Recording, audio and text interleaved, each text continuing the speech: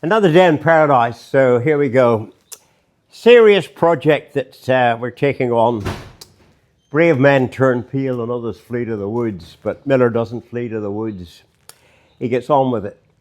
So this is quite a unique photograph here. It's 1951,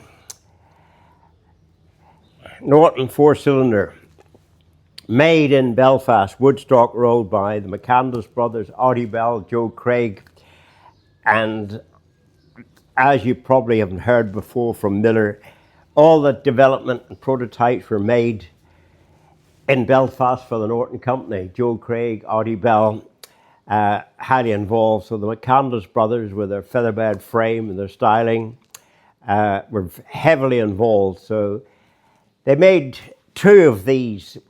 This is the twin, Dominator twin. Virtually the same chassis as the four-cylinder, as you can see. So the four-cylinder, quite unique, quite rare.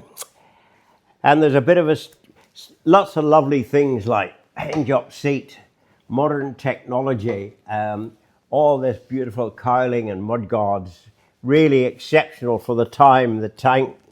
And of course it's got the featherbed frame, bolt-up rear end. Compared to the old garden gate things that Norton were making then, it was a fantastic step forward. But again, when they took this one to Bracebridge Street for tests, all the directors, they thought, oh, very nice bike, Gilbert Smith, top man, great luck. But they had a problem. They had a problem about starting to produce this. They just bought 2-year supply of lugs for the old garden gate frame, so he had to use these lugs up. Unbelievable. Miller would have sent them back to the foundry and got them melted down for something else. Probably wouldn't have cost them a couple of £100 or something, you know. Anyway, so they knocked this on the head. Probably like most of the British manufacturers, they were very reserved about making step forward. So anyway, the four-cylinder, this was before the twin. And there's a young lad coming home from school quite often in Belfast.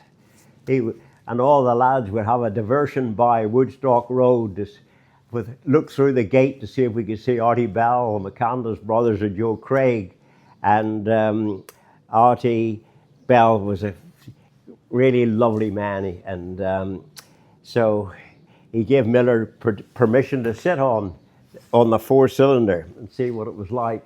It was static, but I sat on it, and it was I still remember it. Lovely, lovely, lovely bike. So there we go. So we're got this project determined to recreate the four-cylinder inline bike. So we managed to get this engine, and we'll have a run through to show you a few details of it.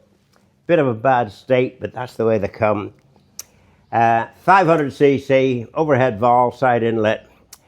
At the back end here is quite unique. Well, it need to be remade, but the idea is quite good here.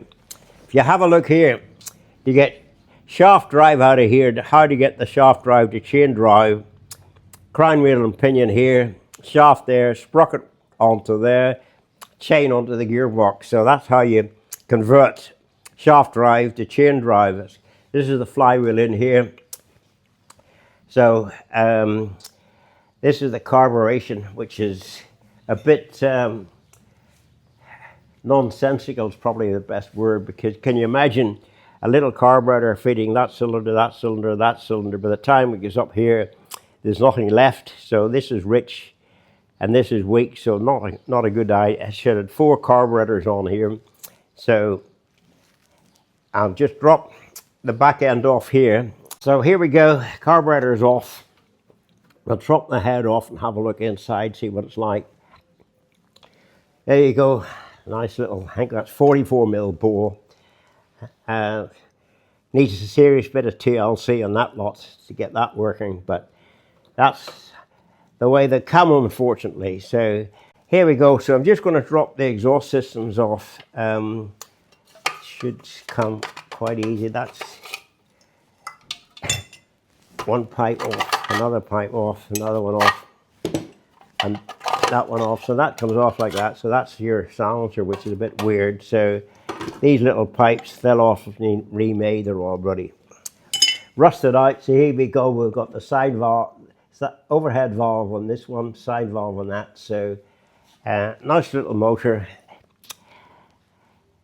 That fits in quite well there, so we'll probably remake that so it's up to speed. And of course we've got the 4-cylinder magneto here on this side, which is looks pretty motorcyclish. So I think it's a BEC. That'll be easy, refurbished and get up to speed.